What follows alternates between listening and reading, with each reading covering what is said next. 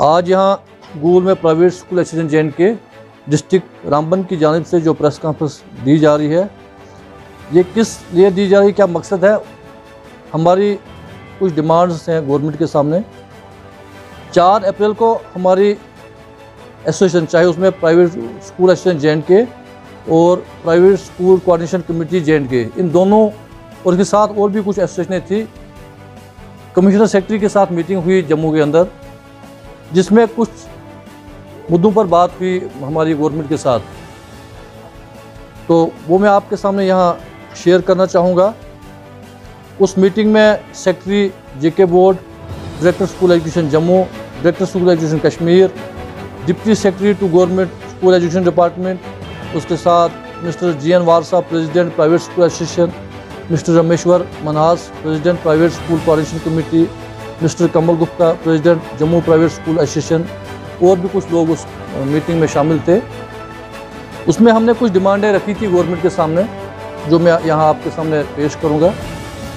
उसमें पहले हमारी डिमांड थी गवर्नमेंट से कि order number 1 FFC of 2019 dated 28/1/2019 को रिस्टोर किया जाए।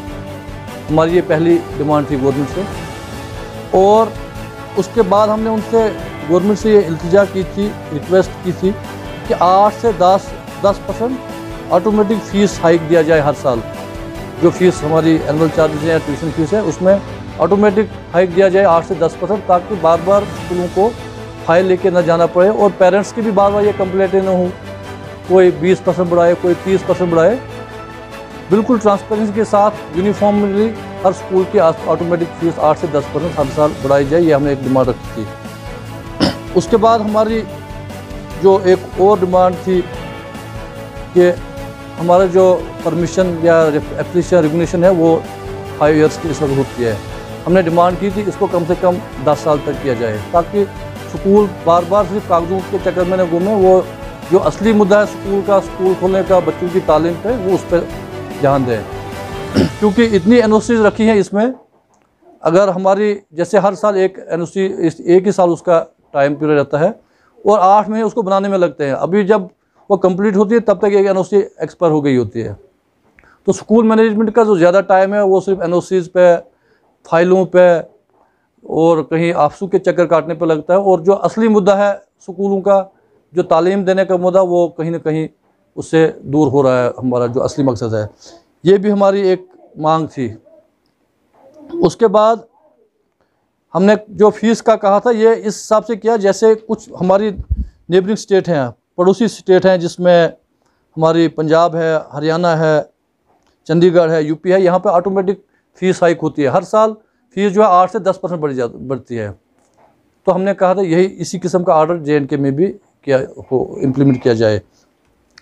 उसके बाद एक इम्पॉर्टेंट मसला है लैंड का, क्योंकि आपने देखा होगा कुछ 1-2 महीने पहले गवर्नमेंट ने एक ऑर्डर किया कि जिन स्कूलों के पास स्टेट लैंड है या फॉरेस्ट लैंड है, जो भी कुछ लैंड है जो उनके हिसाब से वो इलीगल मानी जाती है, कि उस पर हम स्कूलों, जो भी स्कूल है उनको बंद करेंगे।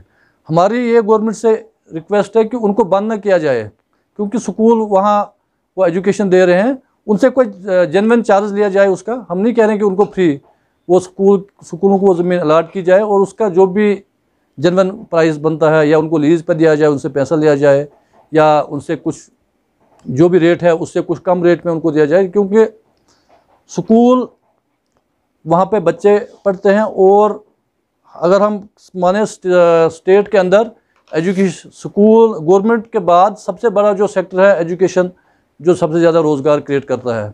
हमारे इस वक्त 7800 स्कूल है स्टेट के अंदर, और जिनमें 1 लाख के करीब तकरीबन टीचर हैं, नौजवान जिनको बेरोज़गार हैं, जिनको हम रोज़गार, स्कूलों से रोज़गार मिलता है। उसके बाद ड्राइवर हैं, क्लीनर हैं, बाकी जो भी लोग हैं जो मुंसलिक है, उनका रोज़गार चल रहा है। तो अगर, और एक अंदाज़े के अंदर लगभग 600-700 स्कूल जो है वो स्टेट लैंड पे हैं JNK के अंदर। अगर उन स्कूलों को बंद कर दिया जाता है, उनमें हज़ारों की तादाद में बच्चे जो मुतासर होंगे। उसके बाद जो टीचर हैं, नौजवानों को वहाँ पे रोज़गार मिल रहा है, उनका रोज़गार वहाँ से छीना जाएगा।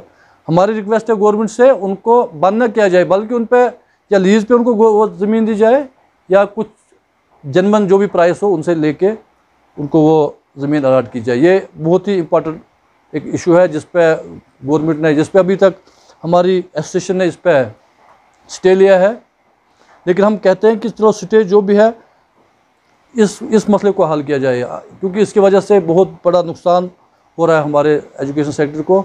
और उसके बाद हमारे स्कूल मेन स्टेक होल्डर्स है। 52% बच्चे प्राइवेट स्कूल में पढ़ते हैं और 48% गवर्नमेंट स्कूल में पढ़ते हैं स्टेट के अंदर। ये हम नहीं कह रहे हैं, बल्कि जो गवर्नमेंट की एजेंसियाँ जो इसमें सर्वे करती है उनका डाटा है, हमारा नहीं है ये। तो अगर हम मेन स्टेक होल्डर है, हमसे भी सलाह ली जाए, हमें भी अपने जहाँ ने कोई डिसीजन लेने हैं, जिसके लिए डिसीजन लिए जाते हैं उनको भी तो बुलाना चाहिए ना कि भाई ये डिसीजन है, क्या आप भी इससे आपको कोई नुकसान तो नहीं हो रहा है। ये एक इम्पॉर्टेंट है।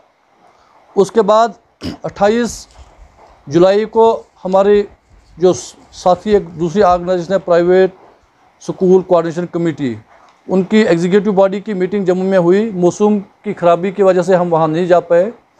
उस मीटिंग में ये डिसाइड हुआ है कि अगर गवर्नमेंट ने ये हमारी डिमांडें 10 दिनों के अंदर नहीं मानी, जो डिमांडें हमने अभी आपसे शेयर भी की और हमने रिटर्न में भी गवर्नमेंट को दे दी है, अगर ये डिमांडें मंजूर नहीं होती, इन पर देखा मतलब कोई रद्द-ए-अमल नहीं किया गवर्नमेंट की तरफ से, तो 10 दिन के बाद हम पीसफुल प्रोटेस्ट करेंगे पूरे स्टेट के अंदर। उसमें जो हमारी प्राइवेट स्कूल एसोसिएशन जे.एंड.के है वो पूरा ताउन देगी Jammu and Kashmir private school coordination committee को।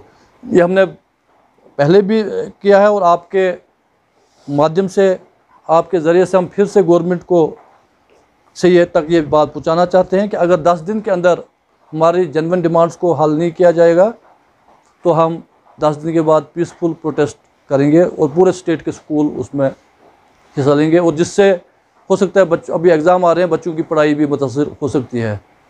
तो यही हमारा आज का जो असली मुद्दा है।